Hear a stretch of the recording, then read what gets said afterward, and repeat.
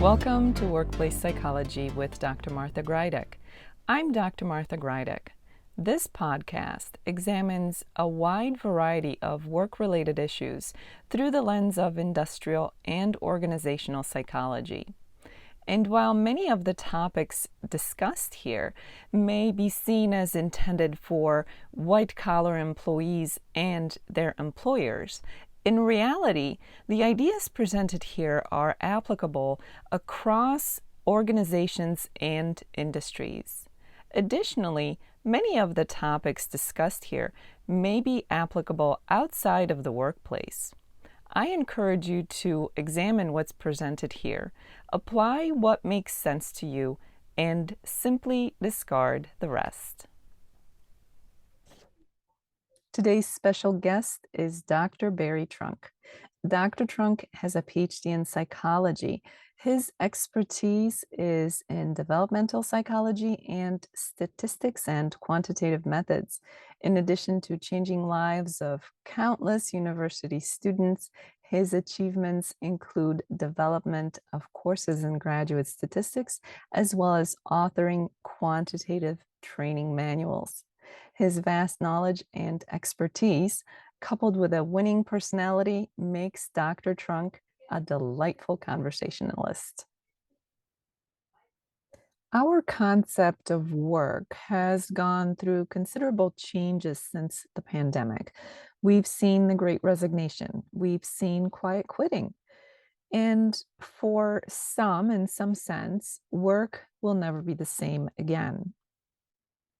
But there are some things that remain the same, specifically when it comes to the workplace and the workplace experience. And today's topic of conversation is one of those things. Specifically, we're talking about being a team player at work.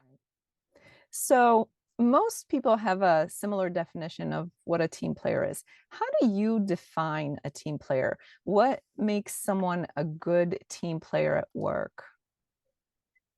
Well, being a team player has become kind of a catchphrase now.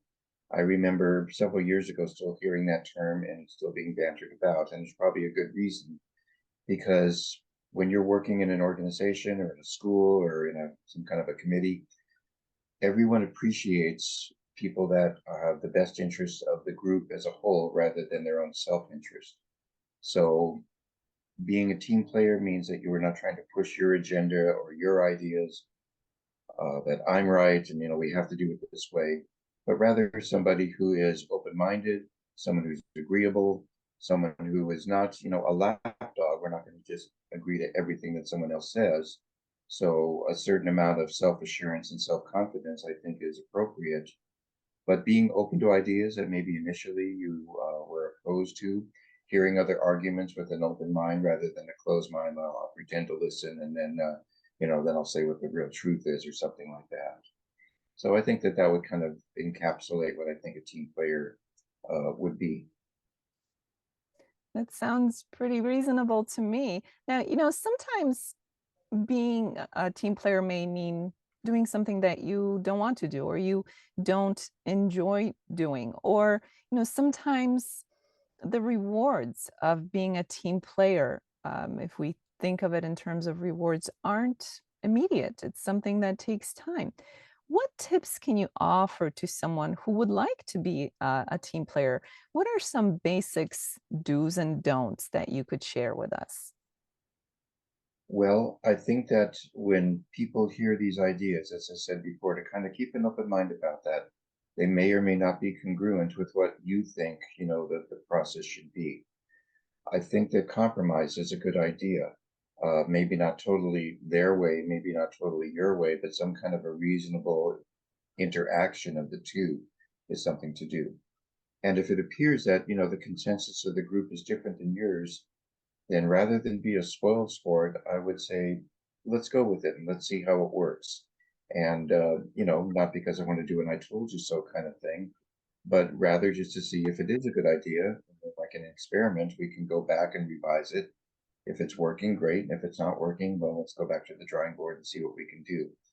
So I think that just having an attitude of that it's a team It's not a self player or it's just all about me kind of player. It's a team player. And I think that people appreciate that, especially if you are kind of opposed initially to the idea. And you can say in a polite way, you know what, I would prefer that we do it a different way.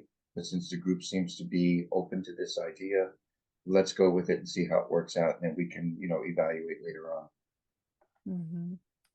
What about benefits? How do you think being a team player could benefit an individual? Well, I think just being asked to be on a team makes you feel good about yourself. It feels good to have people seek you out, to value your opinion, your knowledge, your past history, your skills, and things like that. So part of it, at least speaking personally, is, well, gee, thanks for inviting me. It's nice to be, a part of this kind of elite circle.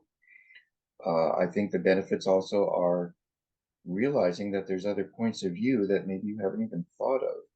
Maybe there's some things that you think initially are just really, really good. But then when someone says, well, you know what, we have to keep the culture in mind, or we have to keep the times in mind, or the politics in mind, or something that, maybe just didn't dawn on you at first. And that can be taken in a positive way, like, gee, I learned something about this as well. And finally, of course, if the team ends up going with what you primarily espouse as the best way to go and do things, it kind of feels good to get a little bit of that self validation from your peers. And do you think that someone being a good team player could benefit the team or even the organization as a whole? And how could that be? Well, certainly being a good team player is going to benefit the team. Usually, there's, I would think, a team leader where somebody is going to have to take, the leadership role, and then the rest of us would be subordinates. And I don't mean that in a negative way. I just mean that not maybe everybody is equal. Someone has to think of the problems, think of the priorities, think of the logistics.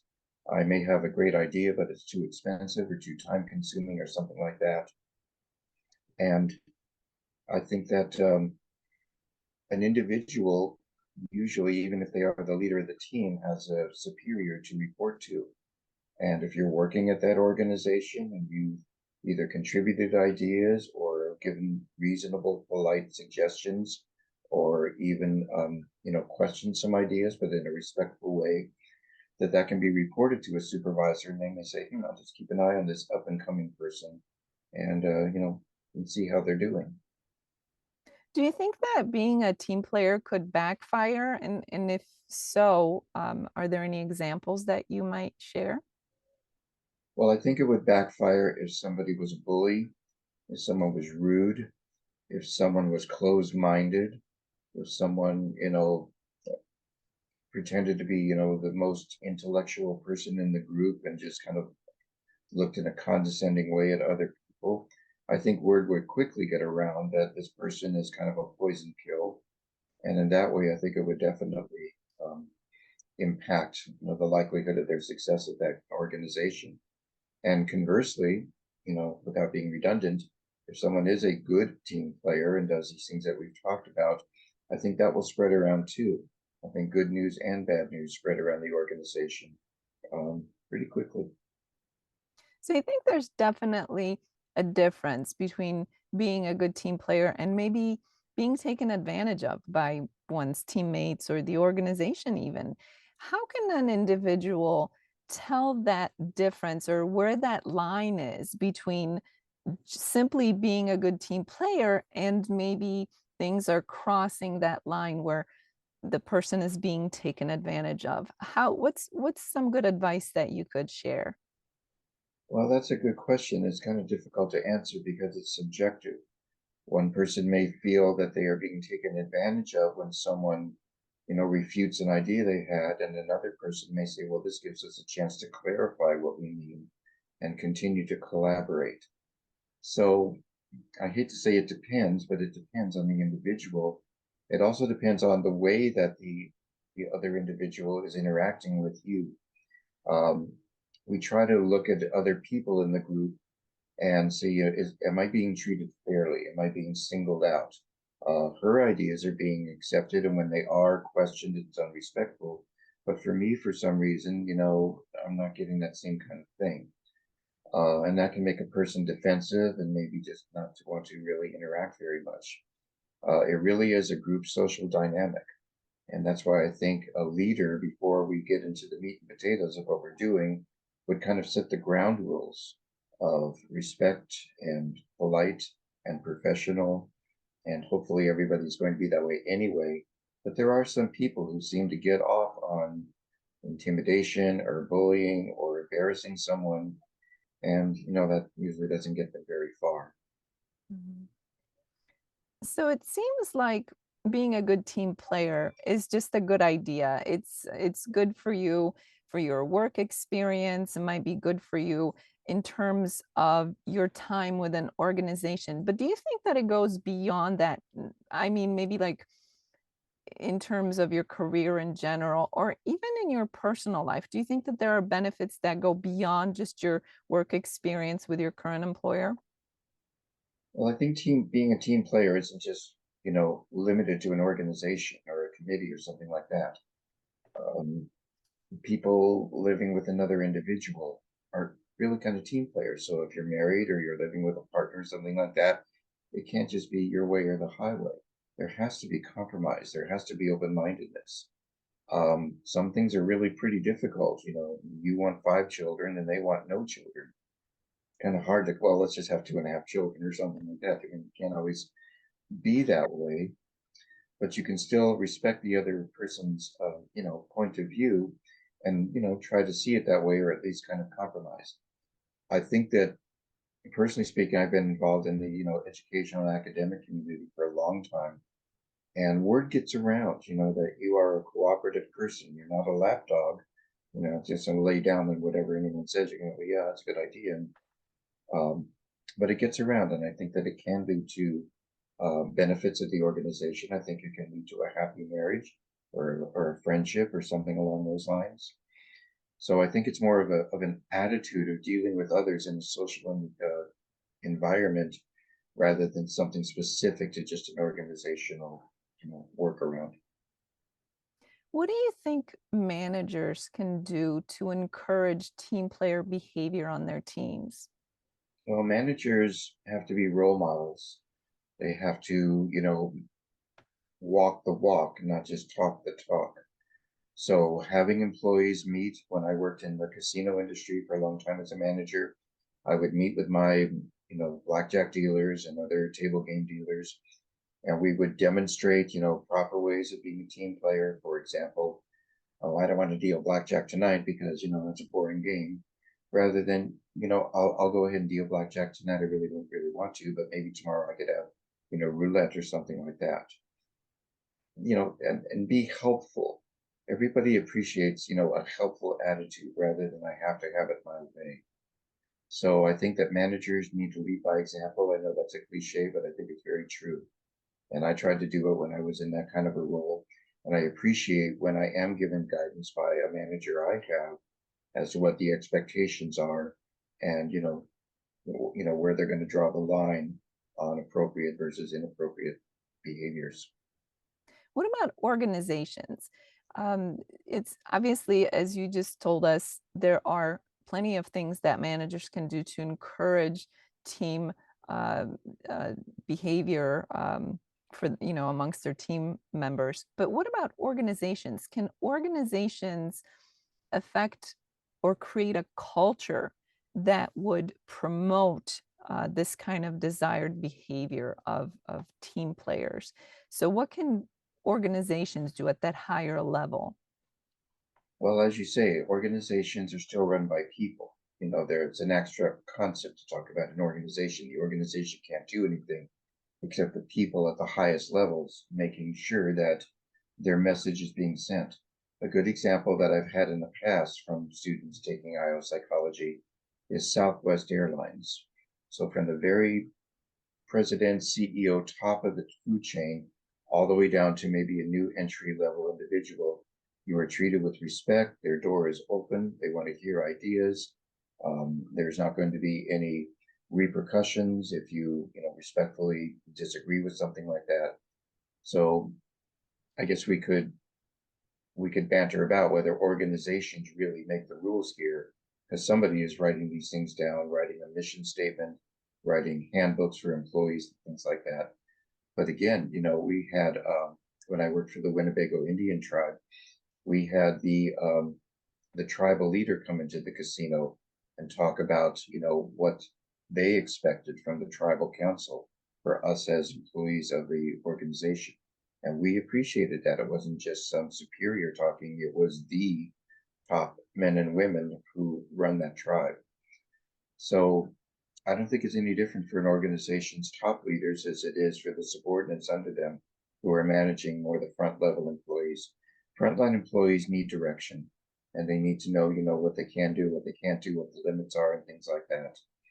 And especially when you're working with the public, you've got to be a good representative of that organization. You have to be careful, what you say, how you dress, political ideas or things that are sensitive to people have to be kept in mind.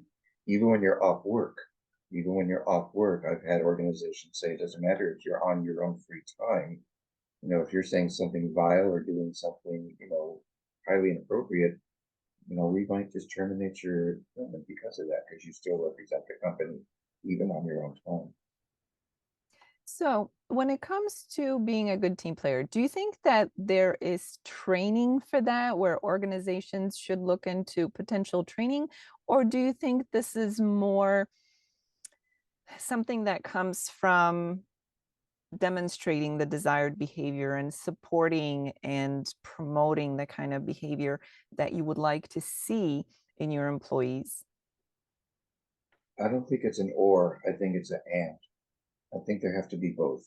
I think you have to lead by example, and I think you have to also have often the HR manager will come in with training videos or something like that, and they'll show a vignette of a poorly run team kind of organization talking about a policy or something like that. And then they will have the employees give feedback on, how they felt about this poor example. And then they'll show the same people doing the same thing, but with a good example of teamwork and things like that, and how things could be handled better. So I would change the or to an and say the best organizations should probably do both. Very good. Any final thoughts? Any suggestions or closing ideas for us to consider on the topic, Dr. Trunk? Well, I think that the best thing is the feedback you get from doing a job well, whether it's your frontline job. For me, it's teaching classes or something like that. For other people, obviously, other things. But when you are in a team, people will look at you, they'll notice you, they'll kind of make a mental snapshot of how you are doing. And I think the rewards of being just involved in the team, as I said, are very self-fulfilling. I would just say the most important thing is just to keep an open mind, to don't go into the team meeting with I'm right and everyone else is wrong. And there are people that do have that. And I would encourage those people, if that is a propensity for you, to really, take a deep breath and say, let's see what other people have to say, and, and kind of go with it. Thank you. Thank you, Dr. Trunk. This has been such a great conversation. We have all experienced a great deal of changes in the workplace and even just the concept of work itself. And I think there are some things that remain beyond any of the other changes that we may experience. And I think that this is one of those things, being a good team player, no matter what the situation, no matter how things may have changed, what the new normal is, there are some things that remain. And I think this is definitely one of those things. So I really want to thank you for your time and your input. This has been a delightful conversation. Thank you very much. Well, it's been my pleasure. Thank you for inviting me, and I hope that we'll get to talk again. Thank you.